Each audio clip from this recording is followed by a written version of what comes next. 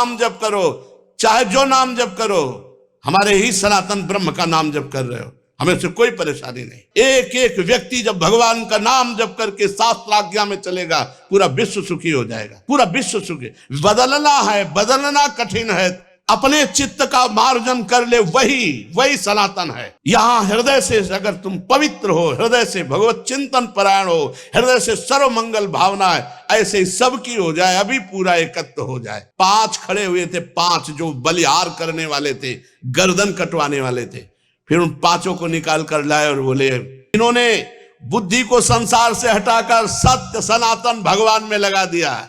ये बात, जो धर्म से चलेगा उसकी रक्षा और जो दुष्टता करेगा उसकी दुष्टता का दमन, ये भगवान का स्वभाव है। सनातन की स्थापना होगी जो सनातन के सूत्रों को मानेगा। व्यभिचार को त्यागो, व्यसन को त्यागो, हिंसा को त्यागो, सत्य पे चलो, परोपकार करो, नाम जप करो। जैसे भगवान श्री हरि के कर कमलों की छत्र छाया में रहने वालों को कोई जीत नहीं सकता, कोई परास्त नहीं कर सकता, चाहे भीतरी शत्रु चाहे बाहरी शत्रु, ऐसे ही तुम्हारे इस लाला से जो प्रेम करेंगे।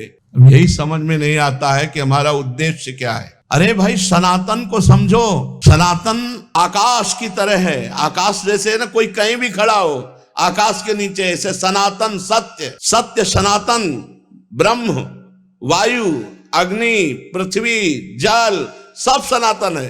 ये हम शास्त्रों की बात कर रहे हैं। पृथ्वी, जल, वायु, अग्नि, ये सनातन है। आकाश सनातन है, और इन्हीं से तो सब शरीर बने, सब सनातन, सब। जैसे पृथ्वी में पैर रखोगे कहीं भी तो पृथ्वी में ही रखोगे, कहीं भी पैर रखो पृथ्वी ही होगी। ऐसे ही कोई भी जीव चराचर का हो, सब सनातन में है। सनातन को समझते क्या हो? सनातन एक घेरा है क्या? सनातन यहां से बदलने से होगा, यहां से। तो अंग्रेजी में बोलो, हिंदी में बोलो, उर्दू में बोलो, उड़िया में बोलो, वो सब भाषा उसी की प्रकट की हुई है, सब उसी सनातन से प्रकट है। राम जी जब वनवास में थे तो एक पहाड़ देखा हड्डियों का। दंडकारण्य के ऋषियों से पूछा, क्या है? बोले, जानकर प्रभु अनजान बनते हो, ये सब ऋषियों की हड्डियां जो निशाचर स्वभाव वालों ने खा के रखा। धन्य है कलयुग की जय हो, कम से कम महात्माओं को खाते तो नहीं है। ये हम त्रेता युग की बात कर रहे हैं, महात्माओं को खाकर हड्डियों का ढेर लगा दिया गया था। ये छोटी छोटी बातों को यहां से सुधारना होगा। यहां से हम आगे रखते हैं भगवान को, आगे रखते हैं धर्म को, आगे रखते हैं हम अपने निष्ठा को, तो हमारी विजय होगी। अगर भगवान की बात को कह के आगे रखते हैं अपने को, तो अपने अहंकार और यश का भोग करने वाली बात है भगवान की। इसीलिए वो बात नहीं आती जो आनी चाहिए। हमारे सनातन का प्रचार तभी हो सकता है जब यहां परिवर्तन हो, छाती में।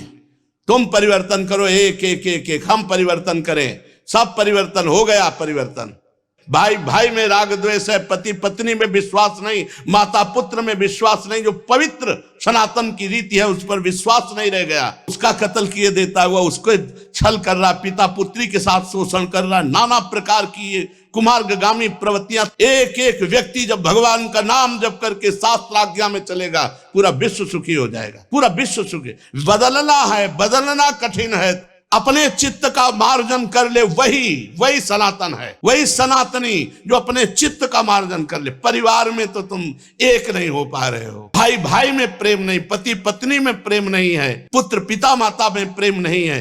बातें बनाने से सनातन की जय नहीं होती, सनातन की जय होती आचरण सुधारने से, अपने आप को भगवत समर्पित करने से, शास्त्र आज्ञा का पालन करने से।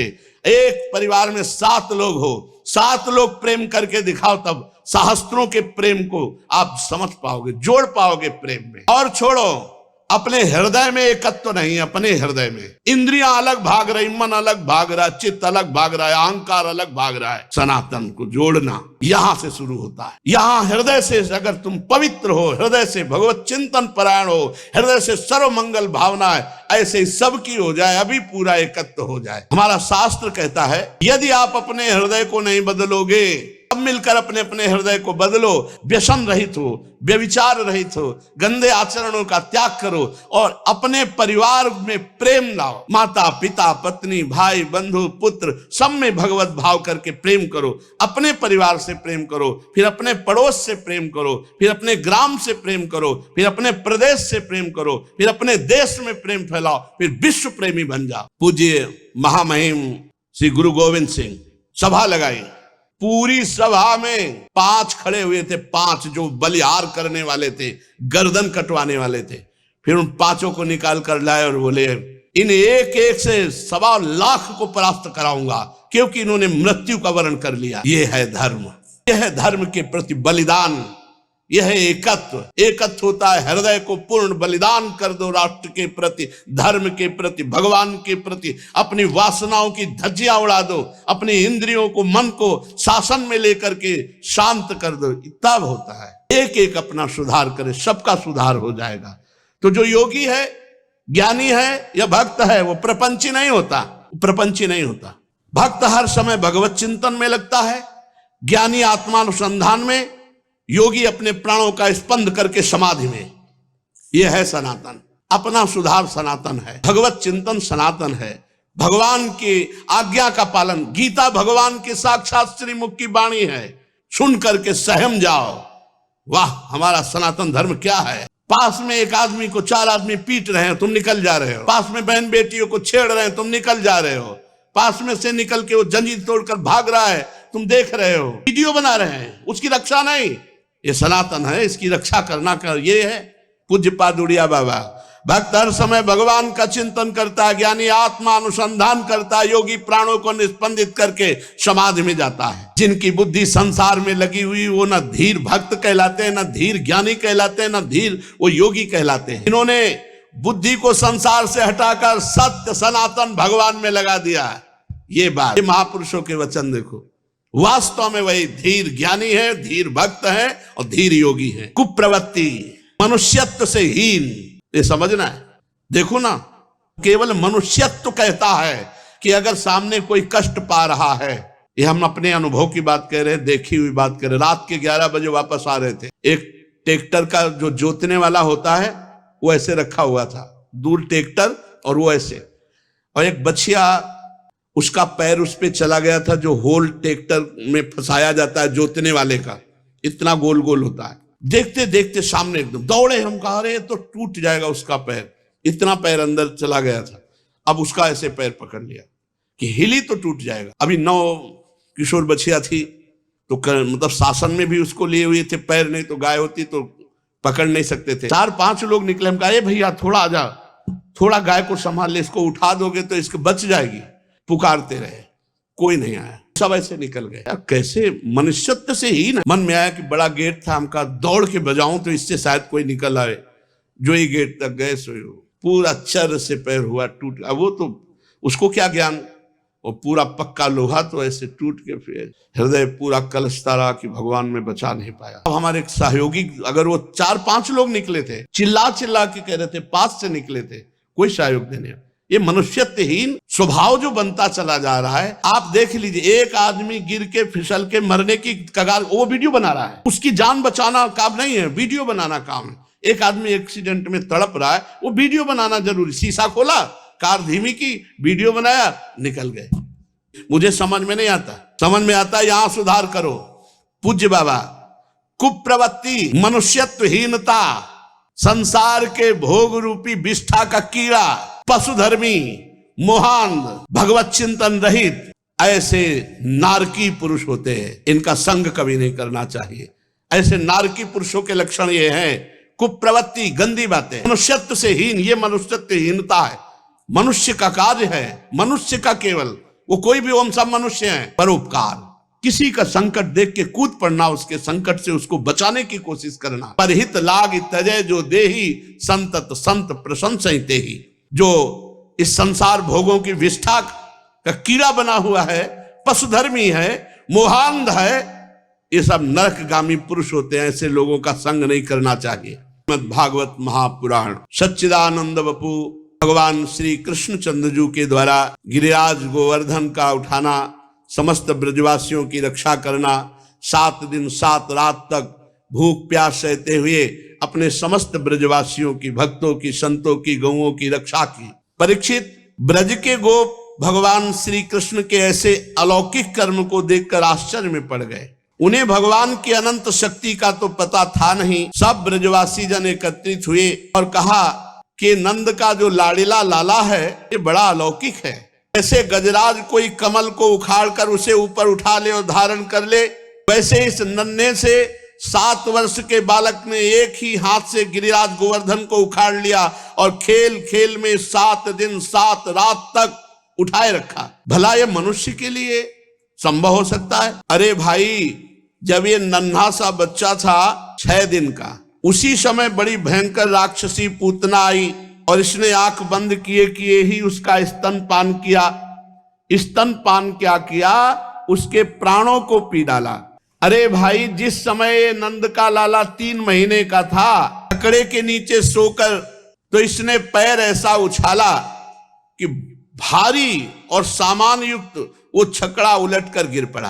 अरे भाई, जब ये 1 वर्ष का था तब दैत्य बवंडर के रूप में इसे आकाश में उठा ले गया।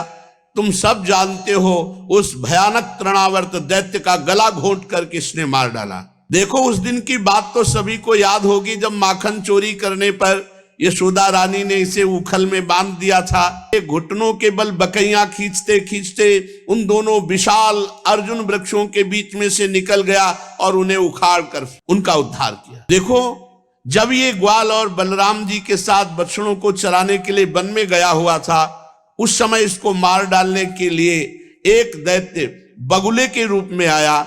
इसने दोनों हाथों से उसके दोनों ठौर पकड़कर तिनके की तरह चीर डाला बकासुर को। जिस समय इसको मार डालने की इच्छा से एक दैत्य बछड़े के रूप में आया, वत्सासुर, और बछड़ों के झुंड में घुस गया, उस समय इसने उस दैत्य को खेल ही खेल में मार डाला और कैच के पेड़ों पर पटक कर उन पेड़ों को भी गिरा दिया। इसने बलराम जी के साथ मिलकर गधे के रूप में रहने वाले धेनुकासुर और उसके भाई बंधुओं को भी मार डाला। पके हुए फलों से पूर्ण तालवन को सबके लिए उपयोगी और मंगलमय बना दिया। अरे, इसी ने तो बलराम जी के द्वारा क्रूर प्रलंबासुर को मरवा डाला। और भैया, बड़े आश्चर्य की बात कि हमारे कन्हैया ने दावानल से गऊं और ग्वाल बालों को उबार लिया और अपने मुख में आग पी लिया। यमुना जल में रहने वाले कालिया नाग कितना भयंकर, कितना विषैला था, परंतु इस कृष्ण ने उसका भी मान मर्दन करके उसे बलपूर्वक काली दह से निकाल दिया और यमुना जी का जल सदा के लिए विष रहित अमृत में बना दिया। नंद जी, हम ये भी देखते हैं कि तुम्हारे इस सांवले बालक पर हम सभी ब्रजवासियों का अनंत प्रेम है और इसका भी हम पर स्वाभाविक स्नेह है।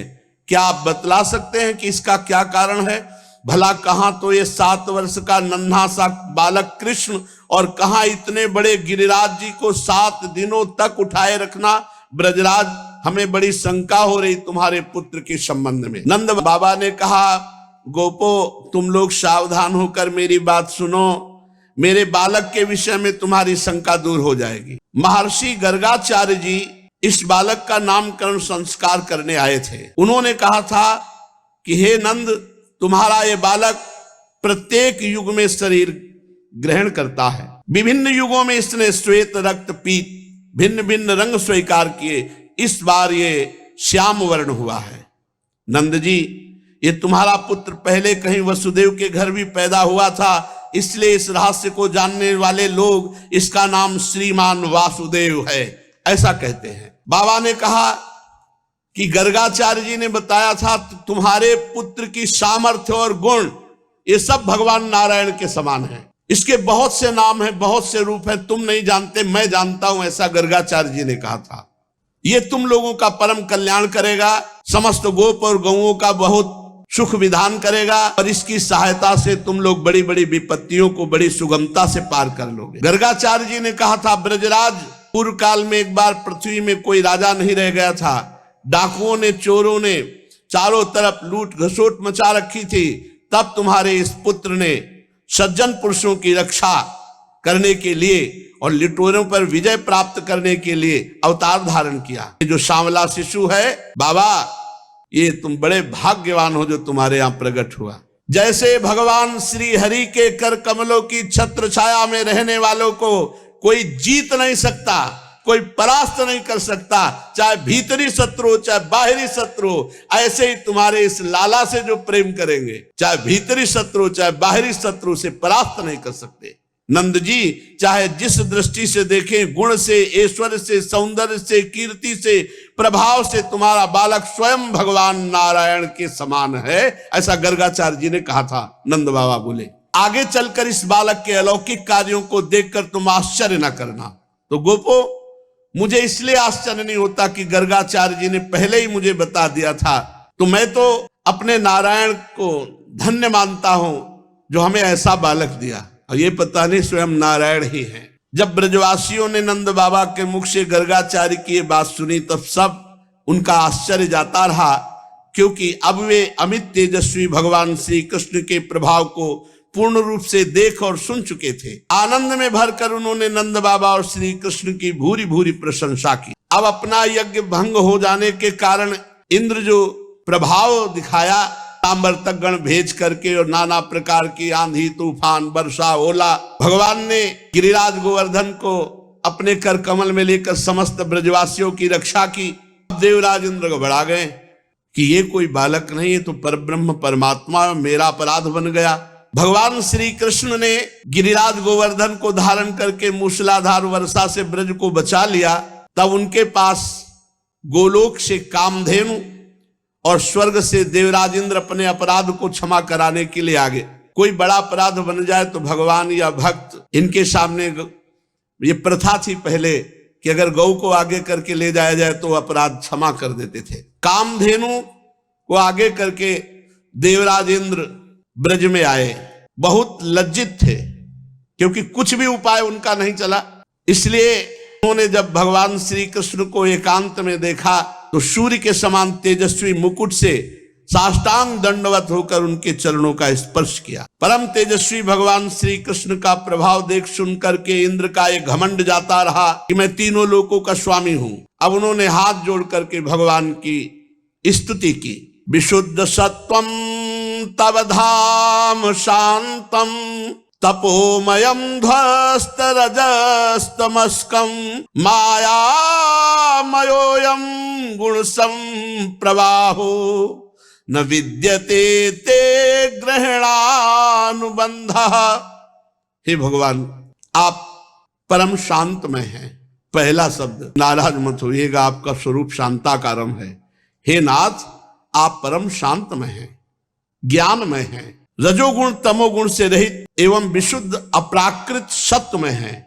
ये गुणों का प्रवाह रूप प्रतीत होने वाला प्रपंच केवल मायामय है, क्योंकि आपका स्वरूप न जानने के कारण आप में इस प्रपंच की प्रतीति होती, वस्तुतः आप ही आप हैं।